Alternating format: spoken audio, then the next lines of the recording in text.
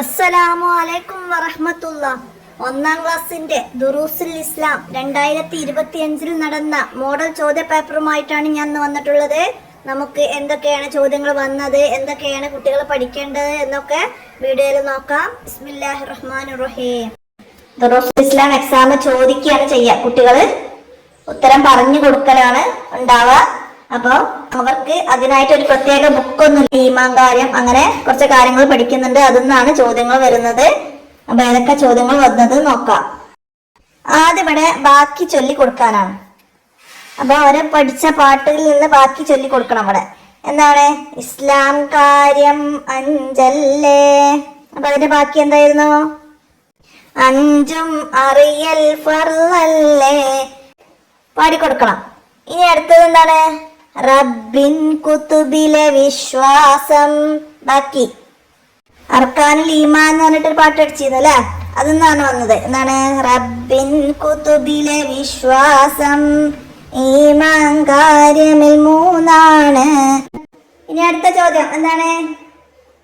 അഞ്ചാമത്തേത് ഹജ്ജല്ലേ. അഞ്ചും തീരെ മറക്കല്ലേ. പൂർത്തിയാക്കി ചൊല്ല. പിന്നെ കലിമ ഷഹാദത്തൊന്നല്ലേ, രണ്ടോ അഞ്ച് സ്വലാത്തല്ലേ. അടുത്തതോ? അന്ത്യദിനത്തിലെ വിശ്വാസം, ഈമാൻ കാര്യമിലഞ്ചാണ്. അങ്ങനെ നമ്മളെ ഇസ്ലാം കാര്യം ഈമാൻ കാര്യത്തിന്റെ ബൈത്തിൽ നിന്ന് നമ്മള് ഇങ്ങനെ ബാക്കി പൂർത്തിയാക്കി കൊടുക്കണം. ഇനി പൂരിപ്പിക്കാനാണ്, വിട്ട ഭാഗം പൂരിപ്പിച്ച് കൊടുക്കാനാണ്. ഇസ്ലാം കാര്യങ്ങൾ ദേശെണ്ണമാണ്. എത്രയാണ്? ഇസ്ലാം കാര്യങ്ങൾ 5 എണ്ണമാണ്. അപ്പോൾ ഞാൻ ചോദ്യം ചോദിക്കുമ്പോ പറഞ്ഞു കൊടുത്താൽ മതി. ഇനിയാ അഷ്ഹദു അന്ന ഡാഷ് റസൂലുള്ളാഹ്, അഷ്ഹദു അന്ന മുഹമ്മദർ റസൂലുള്ളാഹ്. എങ്ങനെ നമ്മൾ പൂർത്തിയാക്കി കൊടുക്കണം. ഇനിയാ ഭക്ഷണം കഴിച്ചാൽ ഡാഷ് എന്ന് പറയണം. എന്താണ്? അൽഹംദുലില്ലാ. ഭക്ഷണം കഴിച്ചാൽ അൽഹംദുലില്ലാ എന്ന് പറയണം. ഇനി ഈമാൻ കാര്യങ്ങൾ ഡാഷ് എണ്ണമാണ്. ഈമാൻ കാര്യങ്ങൾ എത്ര എണ്ണമാണ്? 6 എണ്ണമാണ്. ഇസ്ലാം കാര്യം 5ഉം ഈമാൻ കാര്യങ്ങൾ 6ഉം. തെറ്റിപ്പോകരുത് കേട്ടോ, മാറിപ്പോവാതെ മനസ്സിലാക്കണം. ഇനി ഇസ്ലാം കാര്യങ്ങളിൽ മൂന്നാമത്തേത് ഏത്? അപ്പൊ അവള് പാട്ടായിട്ട് പഠിച്ചിട്ടുണ്ട്. അപ്പൊ അതിന്ന് 1, 2, 3 അങ്ങനെ വേർതിരിച്ച് ചോദ്യം വന്നാൽ നമുക്ക് പറഞ്ഞെടുക്കാൻ കഴിയണം. ഇസ്ലാം കാര്യങ്ങളിൽ മൂന്നാമത്തത് എന്താണ്? 3 പുണ്യ സക്കാത്തല്ലേ. മൂന്നാമത്തത് പുണ്യ സക്കാത്താണ്. അങ്ങനെ നമുക്ക് ഈമാൻ കാര്യങ്ങളോ പറയാൻ കഴിയണം.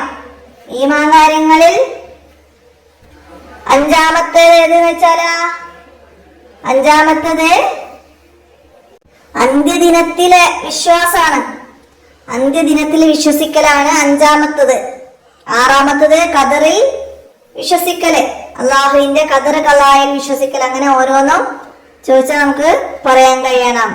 ഇനി ഉത്തരം പറയാനാണ്. ഒരാൾ സലാം പറഞ്ഞാൽ എങ്ങനെ സലാം അടക്കണം എന്നാണ്. സലാം പറയേണ്ടത് അസ്സലാമു അലൈക്കും അല്ലെ. അപ്പൊ അസ്സലാമു അലൈക്കും ഒരാൾ പറഞ്ഞാല് വഅലൈക്കും അസ്സലാം എന്ന് സലാം അടക്കലാണ്. അപ്പൊ സലാം അടക്കേണ്ടത് എങ്ങനെയാന്ന് വെച്ചാൽ വഅലൈക്കും അസ്സലാം. സലാം പറയേണ്ടത് എങ്ങനെയാന്ന് വെച്ചാല് അങ്ങനെ അസ്സലാമു അലൈക്കും എന്ന് പറയണം. അടുത്ത ചോദ്യം എന്താണ്? ലാ ഇലാഹ ഇല്ലല്ലാ എന്നതിന്റെ അർത്ഥം എന്ത്? എന്താണ് ലാ ഇലാഹ ഇല്ലല്ലാ എന്നതിന്റെ അർത്ഥം?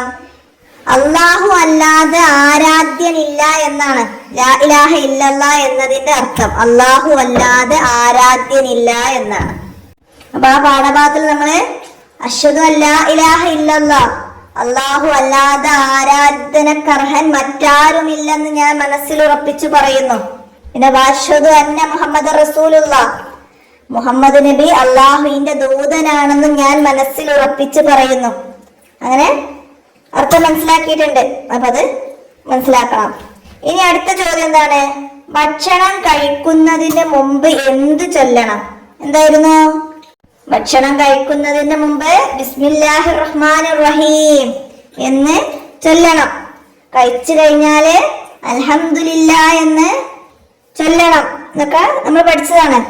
ഇനിയോ ഇസ്ലാം കാര്യങ്ങളിൽ നാലാമത്തേത് ഏത്? അവിടെയും ചോദിച്ചു. ഇസ്ലാം കാര്യങ്ങളിൽ നാലാമത്തത് എന്താണ്? നാലാമത്തത് 4 റമളാൻ നോമ്പല്ലേ എന്നാണ് നമ്മൾ പാട്ട് പഠിച്ചത്. അപ്പൊ റമളാൻ നോമ്പാണ് നാലാമത്തത്.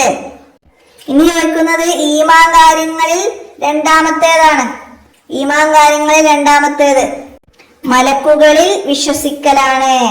മലക്കുകളിലെ വിശ്വാസം. അപ്പൊ മലക്കുകളിൽ വിശ്വസിക്കലാണ് ഈമാൻ കാര്യങ്ങളിൽ രണ്ടാമത്തത്. അപ്പൊ ഈമാൻ കാര്യം 6 എണ്ണം നമുക്ക് 1, 2, 3 അങ്ങനെ ഓർഡറിൽ എന്തായാലും പറയാൻ പഠിക്കണം. അപ്പോഴാണ് ഇങ്ങനെ വന്നാലേ നമുക്ക് പറഞ്ഞു കൊടുക്കാൻ കഴിയുള്ളൂ. അപ്പൊ ഇത്രയാണ് നമുക്ക് ഈ ചോദ്യ പേപ്പറിൽ ഉള്ളത്. അപ്പൊ ഈ ചോദ്യ പേപ്പറിൽ വന്ന പോലെ പാഠഭാഗത്ത് നിന്ന് ചോദ്യങ്ങൾ ഏത് വന്നാലും കുട്ടികൾക്ക് പറയാൻ കഴിയുന്ന രീതിയിൽ മനസ്സിലാക്കി പഠിക്കുക. ഇതൊരു മോഡലാക്കണം. മോഡൽ ഇതുപോലെ നിങ്ങൾ പാഠഭാഗത്തു നിന്ന് മറ്റു ചോദ്യങ്ങളൊക്കെ കുട്ടികളോട് ചോദിക്കണം. അത് എല്ലാ എക്സാമിൻ്റെതും ഇത് മോഡൽ മാത്രമാണ്. ഇതിലുള്ള ചോദ്യങ്ങൾ അടുത്തതിലും ചോദിക്കും, ഇല്ലാത്തതും ചോദിക്കും. അപ്പോൾ നന്നായിട്ട് മനസ്സിലാക്കി പഠിക്കുക, കുട്ടികളെ പഠിപ്പിച്ചു കൊടുക്കുക. എഴുതാനുണ്ടാവില്ല, അപ്പോൾ പറയാനാണ് പഠിക്കേണ്ടത്. അപ്പോൾ ഇന്നത്തെ വീഡിയോ അവസാനിപ്പിക്കുകയാണ്. അസ്സലാമു അലൈക്കും വറഹ്മത്തുള്ളാഹി.